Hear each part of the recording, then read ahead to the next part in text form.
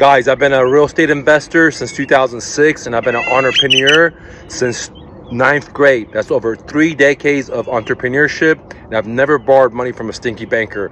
Today's session is about how to price your house for rental properties if you're a landlord. There's 3 ways to do it.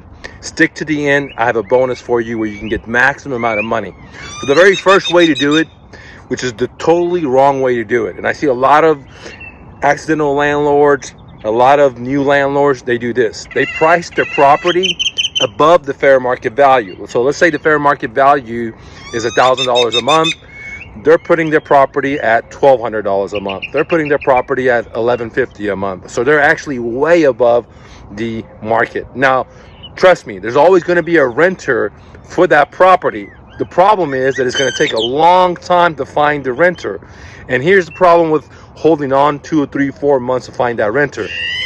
Most rental properties, you get a small spread after you pay your mortgage. So if you have 1 month of vacancy, 2 months of vacancy, 3 months of vacancy, you're basically robbing yourself of this year's profits, next year's profit, and next year after that profits. And this is why I never recommend pricing your rental properties above the fair market value, okay? The other way, number 2 way to price your rental properties if you're a landlord is put it right at the fair market value. So let's say if the fair market value for that property is $1,000 a month, everyone and their mama's doing it for $1,000 a month, guess what? You're gonna put it for $1,000 a month. Now, there's nothing wrong with this strategy.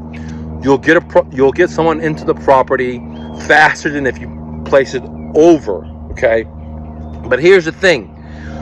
You're not going to get a line of people lining up for the property, okay? Unless it's at a very, amazing location. But for most rental properties, if you leave the property right at the fair market value, you're not going to get a line of people lining up, okay?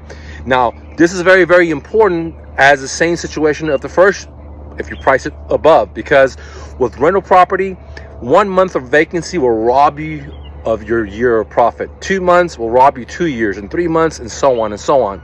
So it makes no sense to own a rental property where you're not getting a positive cash flow, okay? Now, the third way is the way that I like to do it, okay? Let's say the fair market value is $1,000 a month.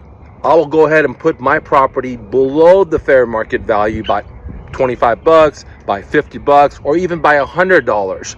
So now what happens is that when a real estate agent is trying to find a renter, right? They'll do it at CMA and they'll say, oh, this property is way below the market value. So they're going to bring you a lot of people.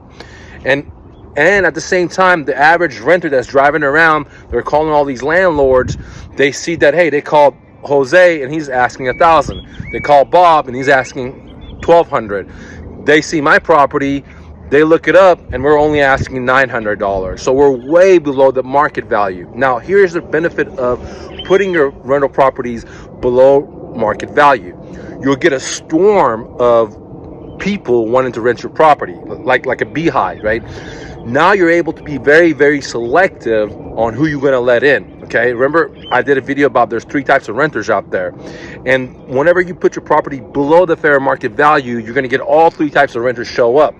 But the good news is there's going to be a line, where you as a landlord are able now to filter, qualify, and get the cream of the cream to get into your property, okay? Very, very important.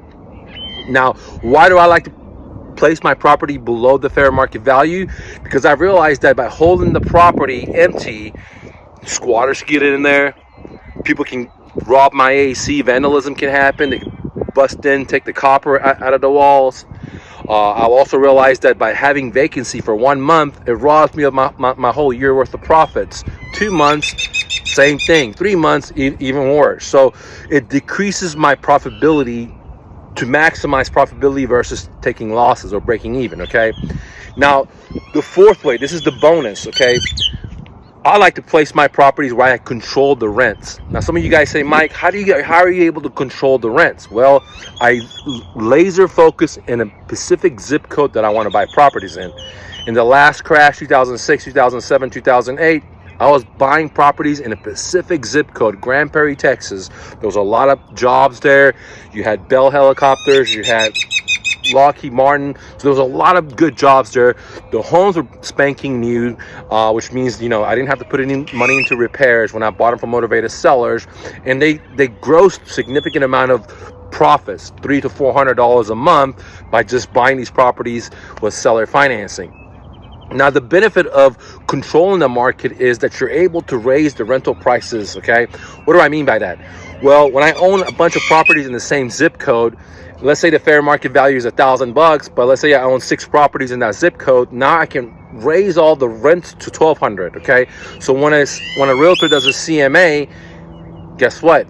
My price is justified because I own 6 other properties in that area right around the property I'm going to rent for, and they're all renting for that higher price. This way, I'm able to control the rental property prices, right? Without the renters thinking that I'm overcharging them, because they can go call another property that I own. They say, oh, it's $1,200. Go to another one, oh, it's $1,200. And another one, $1,200.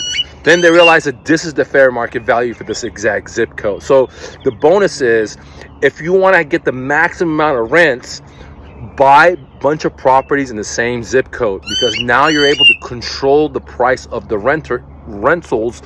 And if a real estate agent or a renter pulls up the CMA, what the market value prices of properties are going for, they'll see that you have a bunch of properties listed for that exact price, and it'll be justified that, hey, the rent is that much, okay?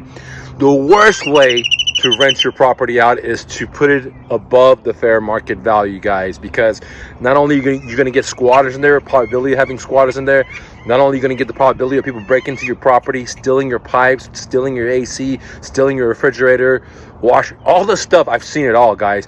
Not only have I owned my own rental properties, as I owned a real estate brokerage, we managed a lot of people with properties. I've seen it all. I've seen squatters go into the property. I've seen ACs being stolen out. I've seen people break into your home and steal all the copper and the plumbing out of your fucking house, dude. And it's crazy, dude.